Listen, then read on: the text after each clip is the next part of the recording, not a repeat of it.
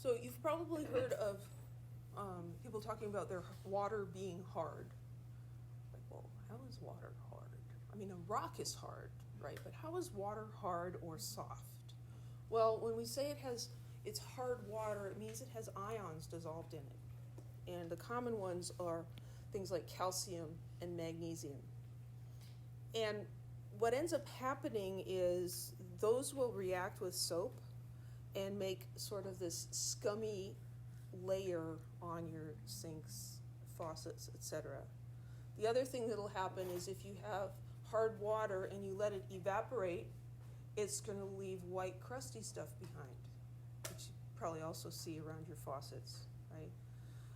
Which is why a lot of students don't want to leave their wet glassware in the drawer. They want to dry it with a paper towel. But we're rinsing our glassware with deionized water. So it doesn't have any ions. So when it evaporates, it just is all gone, right? So hard water has calcium and magnesium ions in it, which can cause a problem when you're trying to wash things. Because this slimy curd stuff gets on your clothing and it's kind of grayish and makes your white t-shirts all dingy looking. So laundry detergents typically have sodium carbonate in them. And what happens is the sodium carbonate will precipitate out the calcium ions and the magnesium ions, because calcium carbonate is not soluble, magnesium carbonate is not soluble. And so those will precipitate out as solids, and those are going to be little teeny tiny particles that you're not even going to see, and they're just going to get washed away with the water. And that way the soap doesn't leave this curd on your clothes. So precipitation reactions are when we have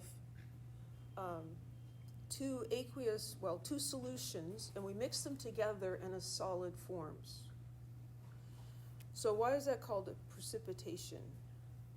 Well, what do you think of in terms of weather when you think about precipitation? Rain or snow or hail. It's something falling from the sky, right? So a precipitation reaction will often look like snow falling in the solution. So we did experiment 2A where we saw various solids form, right? When you mix them in, it's like, oh, cool, right? So that's a precipitation. It's cloudy or opaque. It's not clear anymore because those solid particles are large enough that they can scatter the light.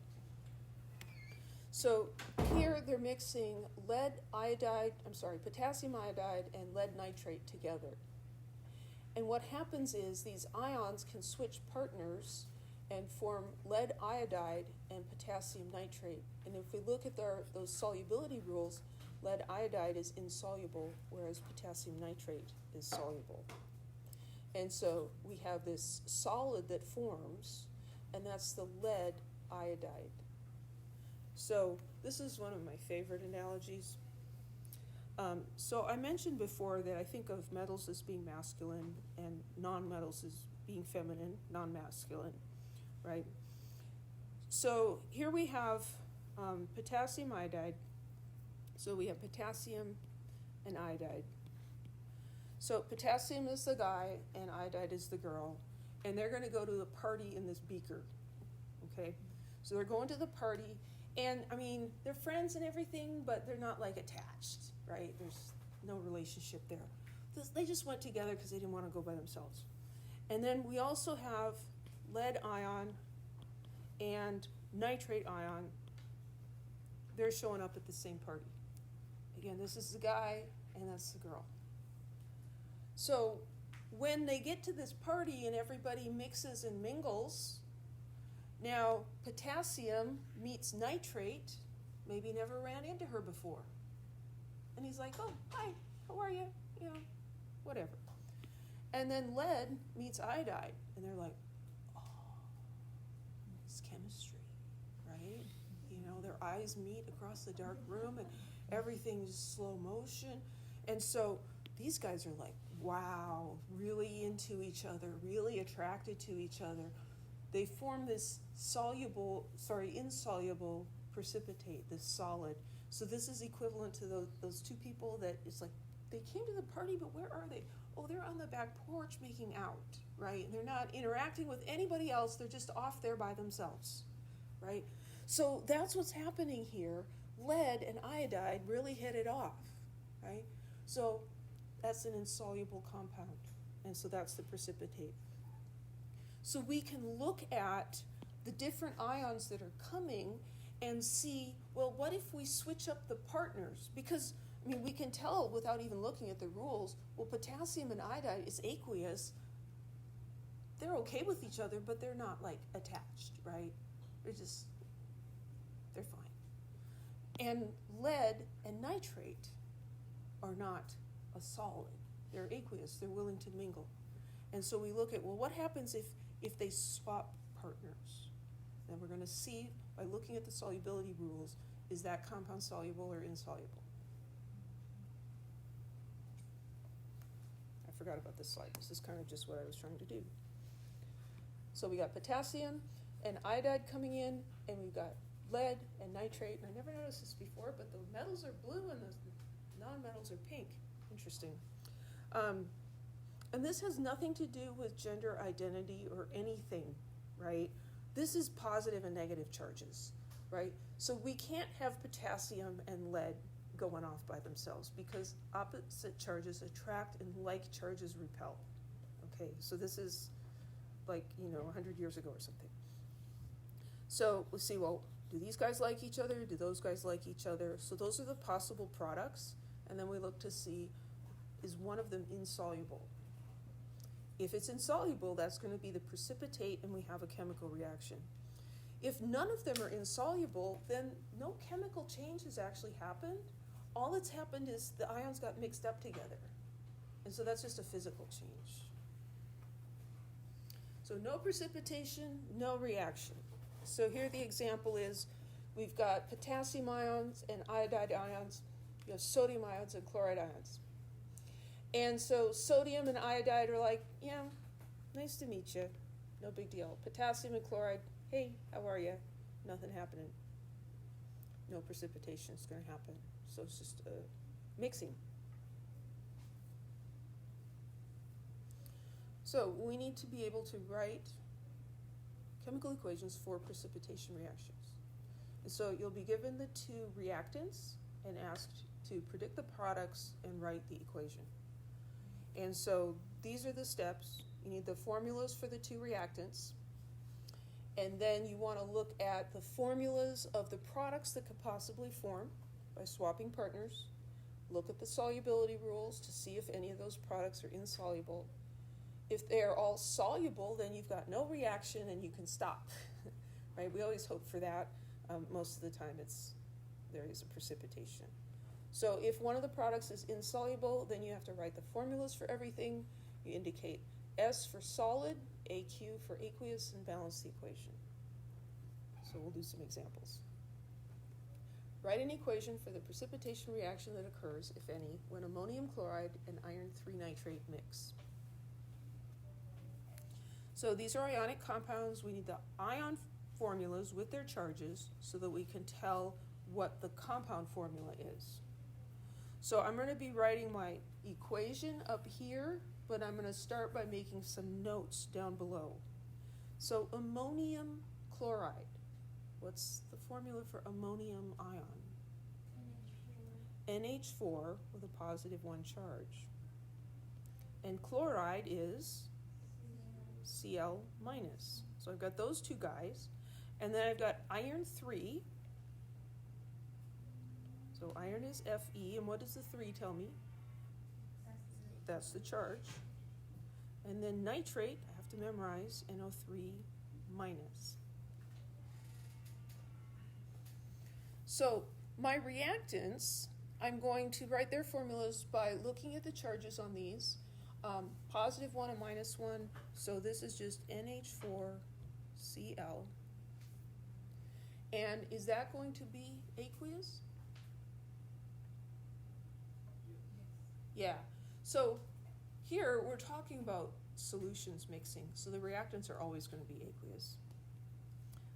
We can look up in the rules and we'll find it's also aqueous there. And so then here, we're going to need 3 of those nitrates to make up for the charge on the iron. So this is going to be FeNO3, 3, also aqueous. I'm going to get rid of these extra guys because they get in the way. So there's my reactants. Now, to predict the products, I'm going to swap the partners, remembering that we have to have a plus and a minus together. So ammonium came with chloride, so let's see how he feels about nitrate. And let's see how iron and chloride get along. So I'm going to write those same formulas next to each other in the new arrangement. And it doesn't matter if you put the ammonium first or the iron first. It's like adding 1 plus 2 is 3, and 2 plus 1, also 3. So NH4 and NO3, so that's one combination. And the other combination is Fe, 3 plus, and Cl minus.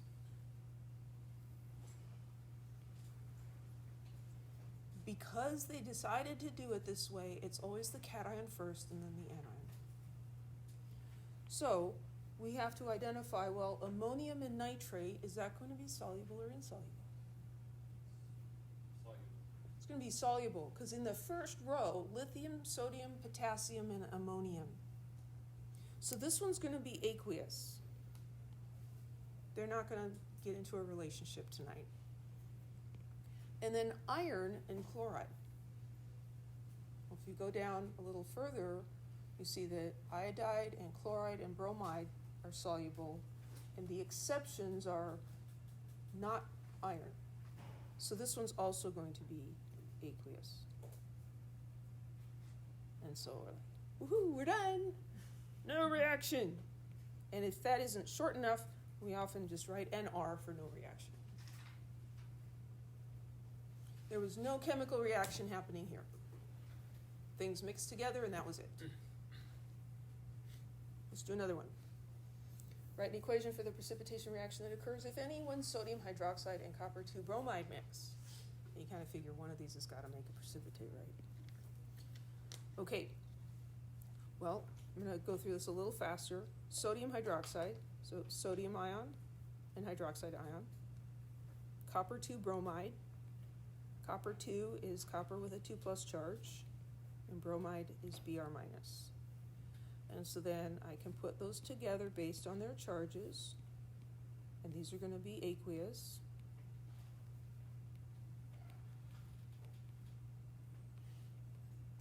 And then I'm going to look at what happens if we swap partners.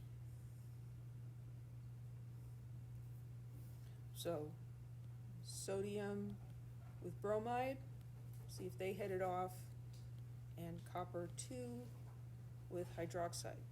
Let's see if that goes anywhere. Well, go through the rules. Sodium's in the first line. Sodium never gets in a relationship. Very averse to commitment. It's not going to commit to anybody. So this one's going to be aqueous.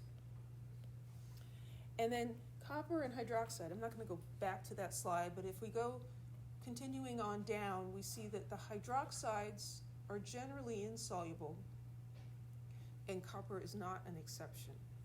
So this is going to be a solid. So they are going to hit it off. They're going to be out of circulation. So that means we have to finish this. So we write the formulas for the products, again, looking at the charges on the ions. And we identified what the phase or the state is. And so here, copper, we're going to need 2 hydroxides, and that's going to be a solid. And then we have to balance the equation. 1 sodium and 1 sodium, 1 hydroxide and 2 hydroxides. So that means I need to put a 2 over here. So I've got 2 hydroxides, which messed up the sodium, right? So now I have to go in and put a 2 in here for sodium. But now I've got those first two ions balanced. 2 sodiums and 2 sodiums. 2 hydroxides, 2 hydroxides. 1 copper, 1 copper. 2 bromides, 2 bromides. Any questions?